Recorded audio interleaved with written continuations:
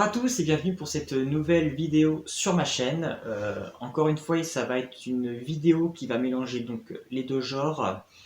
Je vais vous parler d'un film qui, une fois de plus, est une adaptation d'un roman. Donc d'un roman vraiment extrêmement célèbre et qui fait partie de la culture de l'ASF. C'est un vieux livre, il a été écrit dans les années 1911, il me semble que le premier tome est sorti, parce que c'est une grande saga. Il s'agit donc de John Carter, enfin le cycle de Mars plutôt, de Edgar Rice Burroughs. Donc, Edgar Rice Burroughs est un immense auteur donc du début du siècle, des 1900, où il est extrêmement connu pour avoir écrit, et tout le monde connaît ce personnage, Tarzan. C'est lui qui a écrit toutes les aventures de Tarzan et c'est lui qui en est à l'origine de ce personnage mythique. Mais il est également un grand auteur de SF. Donc il a écrit le cycle de Mars, également le cycle de la Lune, voilà, donc des cycles avec beaucoup de tomes. Là je vous présente donc le cycle de Mars qui est une intégrale où on pouvait retrouver les 1, 2, 3, 4, 5 premiers tomes, et il me semble qu'il y avait normalement il y a un deuxième tome qui réunit les 5 autres, donc il va y avoir 10 tomes en tout. Et donc il s'agit là des aventures de John Carter. Et donc on peut voir que les personnages sont assez fidèles au ce qui a été fait après dans le film. Donc moi je n'ai pas encore lu, je ne sais pas ce que ça vaut, je pense que c'est vraiment très bon. J'ai également Tarzan qui m'attend, j'aimerais beaucoup le lire pour vraiment découvrir les origines de Tarzan. Et donc dans les années 2010, donc en 2012, on retrouve le studio Disney qui est en phase de recherche pour faire des films live. C'était voilà, ils sont à l'époque où ils n'ont pas encore, voilà, ils ont juste acheté, non, ils n'ont peut-être pas encore acheté Marvel encore. Donc du coup voilà, c'est vrai que Disney n'a pas de grosse licence encore, et ils sont en leur recherche. Ils ont lancé quelques années avant Pirates des Caraïbes qui a été un succès fou. Et donc ils sont voilà, dans cette dynamique à créer des nouveaux concepts, à vouloir adapter des grandes franchises. Donc ils décident d'adapter John Carter, donc le cycle de Mars. Et il le sort donc en 2012. Il me semble que c'est quand même par Andrew Stanton, qui est quand même un bon réalisateur et qui a fait des bons films d'animation. Je me demande si c'est pas lui qui a fait Ratatouille, je sais plus lequel il a fait. Enfin, en tout cas, il a fait des bons chez Pixar. Donc c'est quelqu'un de confiance, ou c'était les Indestructibles, je sais plus. Enfin, toujours est-il que c'est quelqu'un de confiance chez Disney. Donc on lui confie le projet John Carter, quelque part, c'était voilà, ils voulaient lancer Disney leur grande saga de science-fiction un petit peu à la Star Wars. Et hélas, le film sera un échec total, ça reste l'un des plus grands bids de Disney. Mais ils en feront plein à cette époque-là, il y aura celui-là, il y aura Lone Ranger, voilà, il y aura plusieurs films qui sortiront à ce moment-là pour lancer des nouvelles licences, et ce sera des échecs, voilà, les gens ne suivront pas, ce qui est très dommage parce que ça reste des très bons films à qui encore une fois on n'a pas donné leur chance. Je reviendrai après sur l'histoire et ce que moi j'ai pensé de ce film, mais là je parle d'une manière globale. Même Lone Ranger, ils avaient vraiment voulu refaire un remake, c'était un film de western. Ils avaient repris Johnny Depp pour avoir un personnage un petit peu comme il l'a dans Jack Sparrow dans Pirates des Caraïbes. Et là aussi, les gens n'ont pas suivi, et pourtant j'ai beaucoup aimé Lone Ranger, moi je trouvais que c'était un très bon film. Tout comme John Carter. Voilà, encore une fois, on lance une nouvelle franchise, des nouveaux concepts, des nouveaux univers, et les gens ne suivent pas, ne vont pas au cinéma, ils préfèrent aller voir des films, donc ils sont sur des suites, des remakes, des machins, qui sont peut-être bien, mais aussi parfois, même beaucoup, moins bien que ce genre de film. Donc là, encore une fois, on a lancé une franchise dans laquelle on ne verra pas la suite, et puis c'est vrai qu'après Disney, voilà, a racheté Marvel, a racheté Star Wars, donc voilà, ils ont eu leur poule aux œufs d'or, et ils ont arrêté finalement de faire des concepts, de lancer des nouveaux concepts. En fait, Disney n'a plus d'esprit créatif. Voilà, ils sont dans Star Wars, ils sont dans le Marvel, et sinon ils réadaptent tous leurs dessins animés en live. Voilà, c'est Disney aujourd'hui. Et c'est vraiment très dommage parce que moi je trouve que leur époque, justement au début des années 2010, ils avaient de l'envie, ils avaient de l'envie créative. On va leur reprocher aujourd'hui qu'ils ne le font pas, mais en même temps le public n'a pas suivi. Donc pourquoi à la limite ils continueraient à créer vu que le public ne suivait pas? Voilà. C'est sûr qu'ils ont raison de faire ce qui rapporte de l'argent. C'est facile de critiquer aujourd'hui ce que fait Disney alors qu'à la limite c'est les gens qui ont créé ce concept-là Disney. John Carter. Donc on est dans les débuts des années 1900. On suit un homme, John Carter, voilà, qui est une sorte d'explorateur, il veut chercher de l'or. C'est un Londonien, il est en Amérique, et par concours de circonstances, on ne sait pas trop comment. Il va arriver dans une grotte, il va rencontrer un espèce d'homme avec une grande tenue un peu comme une grande tchelaba, chauve, il sait pas qui est cet homme, il va y avoir un combat entre les deux. Et l'homme va vouloir prendre un médaillon qu'il a autour du cou et va dire Barsoum. Et John Carter va lui voler et va dire Barsoum aussi, parce que du coup ça va l'intriguer ce mot. Et en fait en disant ça, il est transporté en fait sur Barsoum. Donc il arrive sur ce monde où il sait pas, complètement désertique, un peu à la Mad Max au niveau du décor. On ne sait pas trop où est-ce qu'il est, il essaie de se déplacer et il fait des bonds. Il tombe suite au sol, enfin voilà, il a du mal à se déplacer, la gravité est pas du tout pareille. Il va tomber sur des drôles de créatures, voilà, très élancées, grands, verts, qui ne comprend pas comment ils se disent. Donc il va y avoir une scène assez drôle quand ils vont se présenter où lui il va dire qu'il s'appelle John Carter de Virginie et ils vont comprendre en fait qu'il va s'appeler Virginie. Limite pendant tout le film ils vont l'appeler Virginie, donc c'est assez drôle. Et il va réussir. Mais du coup le fait qu'il arrive à faire des grands sauts, qu'il arrive à sauter très haut, va impressionner ces créatures et vont donc l'adopter comme s'il faisait partie de l'un des leurs.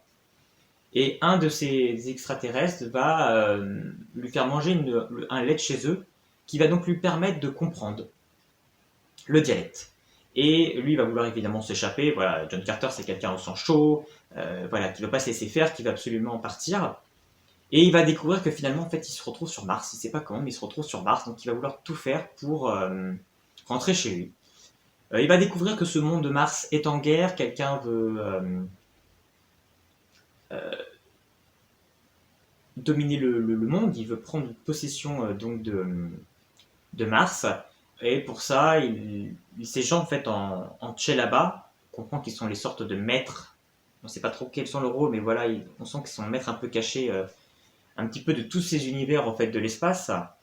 On confie une arme à ce dictateur qui veut conquérir le monde. Voilà, une arme d'une destruction massive et qui permet d'assouvir sa puissance. Et le royaume d'Ilium n'a qu'une a peur de cet homme et va donc le roi va donc proposer à cet homme qu'il s'unisse à sa fille pour déjà Toris va donc proposer qu'ils s'unissent à sa fille pour unir leurs deux royaumes et pour arrêter cette guerre. Évidemment, déjà Toris sera contre ce mariage, elle ne veut pas, elle sait qu'elle est pas loin aussi d'arriver à développer cette même arme qu'a le dictateur, et que cette arme, en fait, c'est une source bleue et elle est pas loin de la créer. Elle va donc s'échapper et le dictateur va la poursuivre et il y aura une bataille de vaisseaux très, très intéressant juste au-dessus d'où se trouve John Carter avec les extraterrestres et il va sauver la princesse.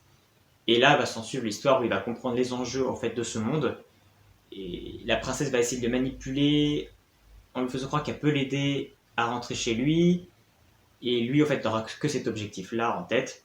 Enfin, voilà un petit peu le gros de l'histoire, qui est vraiment très très intéressant au niveau... voilà, c'est assez simple au niveau du scénario, mais l'univers construit, les personnages, moi j'ai trouvé les personnages très très bons. Taylor Kitsch en John Carter est très bon, très taciturne, très renfrogné, moi je l'ai trouvé très très bon pour là-dessus. Lynn Collins, absolument génial en Déjà Toris. Moi, je trouve que voilà, elle est magnifique pour faire la princesse de Mars. Vraiment, elle a une tête de princesse, c'est hallucinant. Enfin, elle joue vraiment très très bien son rôle et on y croit en fait. C'est assez troublant. Il me semble qu'elle avait été dans un X-Men, le Wolverine, il me semble, Origine. Il me semble que c'était elle et Taylor Kitsch était Gambit, il me semble. Donc voilà, là, ils avaient voulu prendre des nouveaux acteurs et que moi, je trouve qu'ils étaient plutôt bons. Ils ont été critiqués comme quoi ils étaient pas bons. Moi, je trouvais que c'était plutôt bon. Tous les personnages étaient très bons. L'animation était très bonne, mais des extraterrestres. Il y a de l'humour. On est pris par les personnages parce que finalement, John Carter reste ce personnage quand même. Arrive pas là sur ce monde et puis hop, je vais être le héros. Non, lui, il reste comme dans cet objectif de manipuler les gens pour rentrer chez lui. Et ça, j'ai trouvé ça très très bon. Et puis il y a cette dimension au-dessus de ces grands hommes en fait en robe qu'on se demande finalement qui ils sont et qui est un peu le fond de ce film. Là encore, on est sur un premier film. Certes, il y a des défauts, il y a des choses à développer, on pourrait attendre une plus grande intrigue, mais c'était pour lancer une grande saga, on impose les personnages, on crée l'univers, on pose l'univers pour savoir où ça se passe. Le fait que John Carter ait finalement des sortes de pouvoirs, parce que lui vient de Terre, donc forcément l'apesanteur sur Mars étant différent, du coup lui peut se permettre de sauter plus haut, d'être plus fort, c'était très intéressant. J'ai aimé ce qu'ils ont rajouté en plus, en fait, toute la partie sur Terre, en fait, avec son neveu. Où, en fait, il lui a écrit, en fait, c'est le neveu, il arrive voir son oncle et on lui apprend qu'il est mort. On lui donne un bouquin, on lui a dit s'il est mort, il fallait lui confier ce bouquin. Et en fait, dans ce bouquin, en fait, John Carter relate ses aventures sur Mars. Et donc, en fait, c'est quelque part, on suit les récits écrits par John Carter. À son oncle, qui s'appelle Ned, donc on comprend que c'est un petit gars, Edgar Albureau. Et j'ai trouvé ça intéressant, en fait, pour après la scène finale du film, qui ne met pas, en fait, cette scène du neveu pour rien. Et j'ai trouvé ça intéressant, en fait, de laisser une connexion avec la Terre, et qui a rajouté une autre dimension au film. Voilà, on a une scène finale très très bonne, on a une scène complètement ahurissante de John Carter à la fin, quand il affronte les gros singes, quand il arrive à les éliminer, c'est assez ahurissant pour un film Disney, mais on n'est pas du tout dans le gore, mais c'est transcendant. Et c'est vraiment très très bon. Enfin voilà, on est vraiment dans une belle aventure, un beau film de SF, comme on en fait peu finalement. Et vraiment, c'était un très très bon film. Moi, j'ai beaucoup aimé. Je suis encore une fois de plus déçu que ce film n'a pas été aimé parce que j'aurais aimé voir la suite des aventures de John Carter et que ces acteurs prennent plus confiance en eux et qu'on aille plus loin dans leurs histoires. Parce que voilà, il y avait moyen de faire tellement de choses, de développer cet univers riche que c'est dommage que les gens n'ont pas laissé la chance. Comme on peut le voir au début voilà, c'est un nouveau monde vous attend. Et voilà, c'était ça, c'était découvrir un nouveau monde et laisser sa chance. Et les gens n'ont pas fait, c'est vraiment dommage parce que ce film est vraiment réussi. Et tout est beau, les décors, les effets spéciaux, les batailles, l'histoire est prenante. Non, tout était réussi vraiment pour faire un très bon film que moi j'ai beaucoup apprécié. Et voilà, si je compare à d'autres films de SF, il n'y en a pas vraiment de cette grande envergure. Un peu pas un space opéra parce que ça se passe dans l'espace, mais voilà, une belle aventure science-fiction. Donc si vous aussi vous avez vu John Carter, n'hésitez pas à me laisser un petit commentaire pour me dire ce que vous en avez pensé.